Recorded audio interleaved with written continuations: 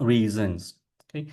So what are the roles of responsibilities of the employer and the employee? Okay. So for a good occupational health and safety, it is important that the employer and the employee, they need to fulfill their responsibilities. If any of the party is not fulfilling the responsibilities, then it could result in a workplace accident.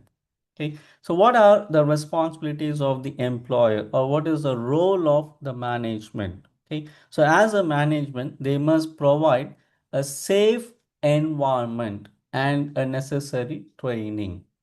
Okay, a safe environment where the workplace is safe to carry out the task that is required by the employee.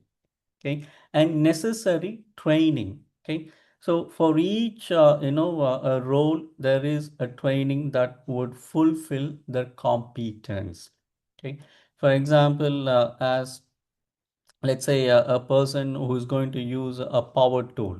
Okay, so they must be provided with adequate training on how to use the power tools safely. So the training will help them to understand what are the risks associated with the use of the power tool, what are the safety control measures that they need to follow. Okay, and also the training includes how to take care of that equipment, how to ensure that they are in good conditions, and what are the implications if you do not follow health and safety. So it is important to provide your people with necessary training so they understand what are the risks and the safety precautions that needs to be undertaken, and they must consult with employees on safety matters.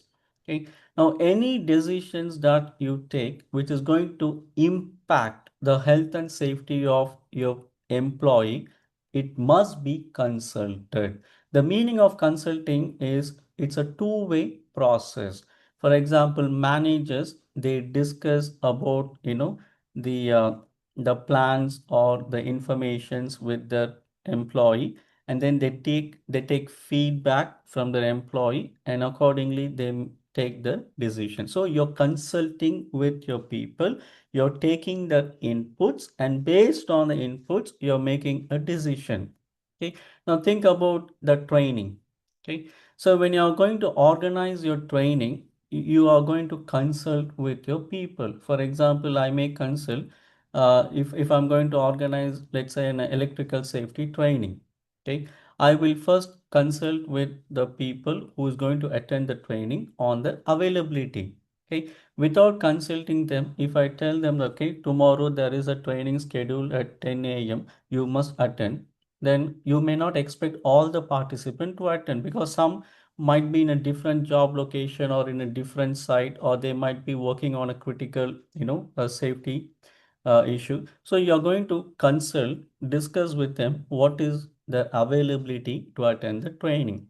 And then you're going to consult with them how the training to be tailored for them. For example, if they are very much interested in a role play, or more of a videos, or less of a presentation, or more of a presentation, or maybe in what language they want the training to be imparted. So you're taking inputs.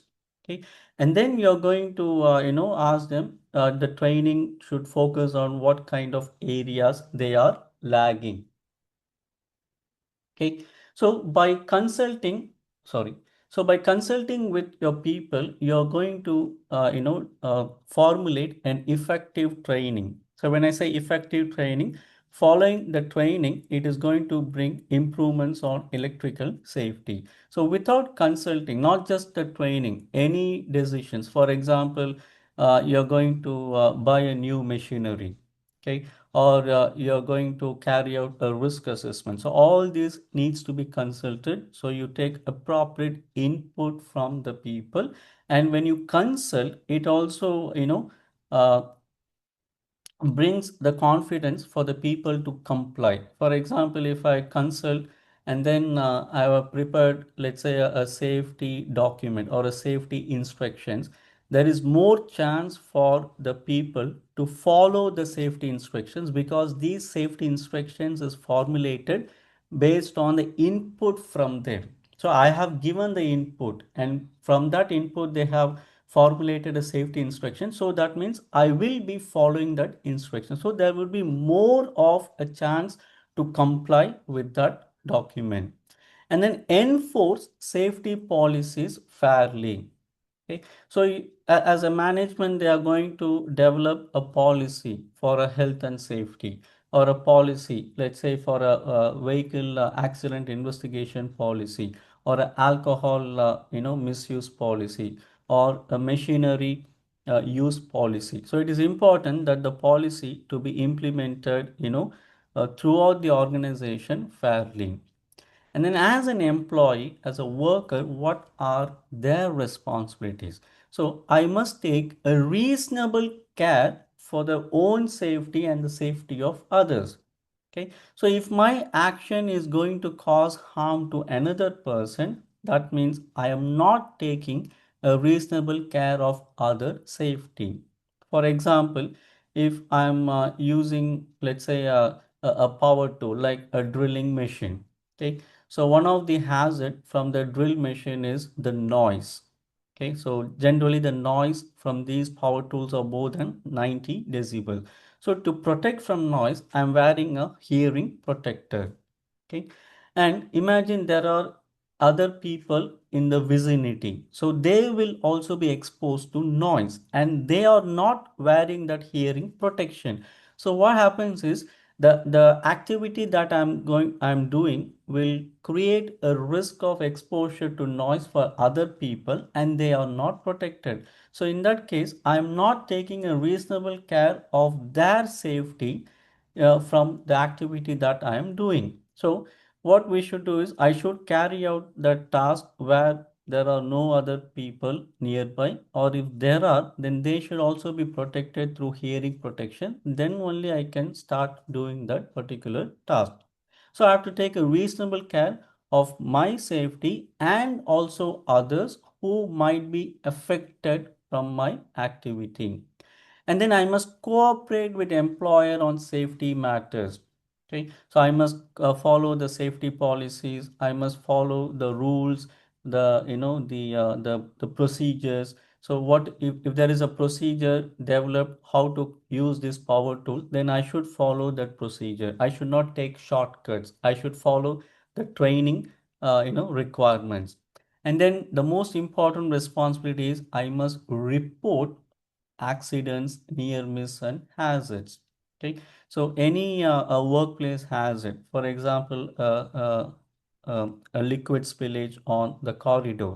Okay, I should report, so that they are immediately cleaned to prevent any further slip hazard. Or if there is a machinery without a safety guard, I should immediately report.